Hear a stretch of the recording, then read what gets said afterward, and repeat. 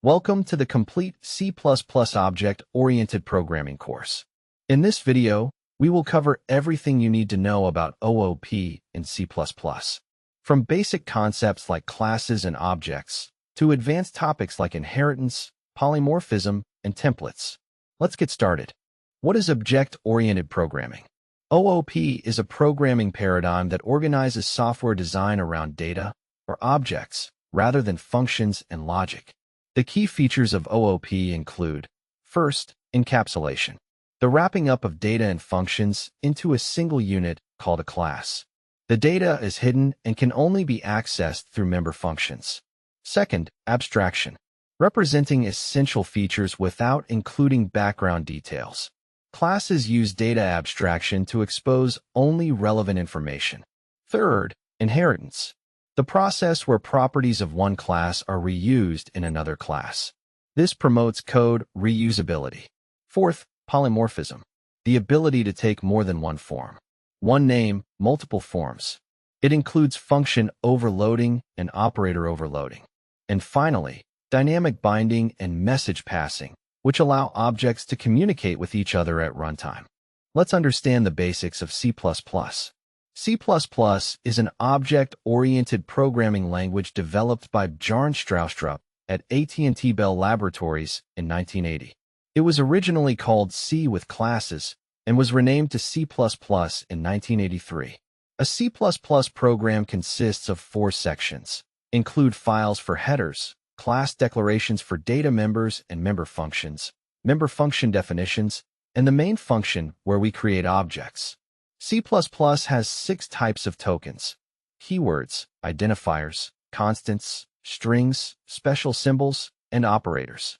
The IOStream header file is essential. We use COUT with the insertion operator for output and CIN with the extraction operator for input. Now let's dive into classes and objects. A class is a user-defined data type that contains data members and member functions. Think of a class as a blueprint and an object as an instance of that blueprint. Here's how we define a class. We use the class keyword, followed by the class name. Inside the class, we have access specifiers: public, private, and protected. Private members can only be accessed within the class. Public members can be accessed from anywhere. Protected members are accessible in derived classes. Member functions can be defined inside the class, which makes them inline or outside using the scope resolution operator. To create an object, we simply declare a variable of the class type.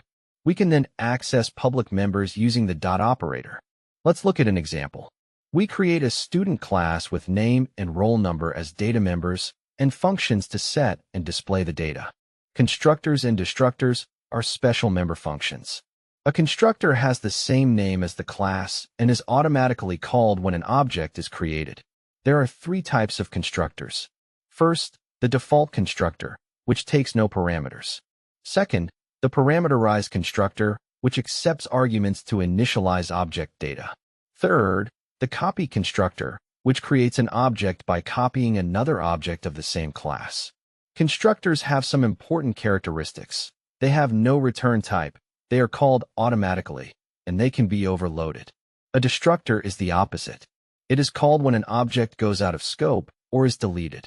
The destructor name is the class name preceded by a tilde symbol. Destructors free resources allocated by the constructor. Inheritance is one of the most powerful features of OOP. It allows a new class, called the derived class, to inherit properties from an existing class, called the base class. This promotes code reusability and establishes a relationship between classes. C++ supports 5 types of inheritance. Single inheritance. One derived class inherits from one base class. Multiple inheritance. A derived class inherits from 2 or more base classes. Multilevel inheritance. A class is derived from a class which is also derived from another class, forming a chain. Hierarchical inheritance. Multiple derived classes inherit from a single base class. Hybrid inheritance.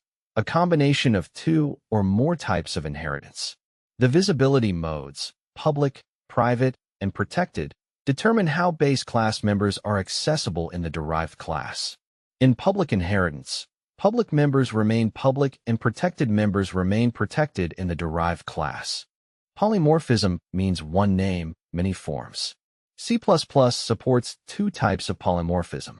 Compile-time polymorphism includes function overloading and operator overloading. Function overloading allows multiple functions with the same name but different parameters. The compiler selects the right function based on the arguments passed. Operator overloading lets you redefine how operators work with user-defined types. For example, you can overload the plus operator to add two complex number objects. Runtime polymorphism uses virtual functions. A virtual function is declared with the virtual keyword in the base class. When called through a base class pointer, the correct derived class function is executed. This is called dynamic binding or late binding. A pure virtual function has no implementation and makes the class abstract. Abstract classes cannot be instantiated directly. Encapsulation and abstraction are fundamental pillars of OOP. Encapsulation is the bundling of data and the methods that operate on that data within a single unit, the class. It restricts direct access to some of the object's components. This is called data hiding. We achieve encapsulation by making data members private and providing public getter and setter functions. Abstraction means showing only essential information and hiding the implementation details. For example, when you press the accelerator in a car, you don't need to know the internal combustion process. In C++, we implement abstraction using classes and access specifiers. The friend function is a special function that can access private and protected members of a class even though it is not a member of that class. Templates are a powerful feature in C++ for generic programming. They allow you to write functions and classes that work with any data type. A function template defines a blueprint for a function. Instead of writing separate functions for int, float, and double, you write one template function using the template keyword with a type parameter. When you call the function, the compiler generates the appropriate version for the data type used. Class templates work similarly. You can create a generic class that works with any type. For example, a stack class template can store integers, floats, or strings without writing separate classes for each type. Templates promote code reuse and type safety. Exception handling in C++ provides a way to deal with runtime errors gracefully. It is built on three keywords: try, catch, and throw. The try block contains the code that might throw an exception. The throw statement sends an exception from the try block to the catch block. The catch block handles the exception and contains the error handling code. For example, when dividing two numbers, if the denominator is 0, we throw an exception and catch it to display an error message. This prevents the program from crashing unexpectedly. Multiple catch blocks can be used to handle different types of exceptions. Exception handling makes your programs more robust and reliable. File handling in C++ allows programs to read from and write to files on disk. C++ provides three file stream classes: ifstream for reading, offstream for writing, and fstream for both. To open a file, we use the open function or pass the file name to the constructor.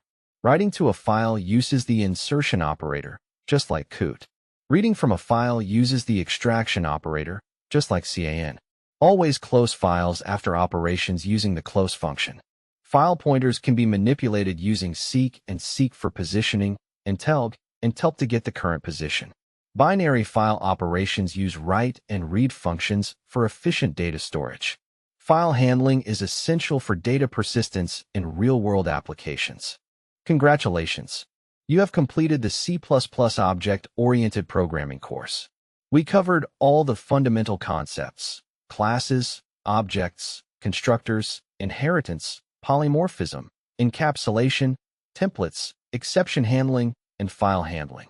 Practice these concepts by writing code and building projects. If you found this video helpful, please like, share, and subscribe for more programming tutorials. Thank you for watching.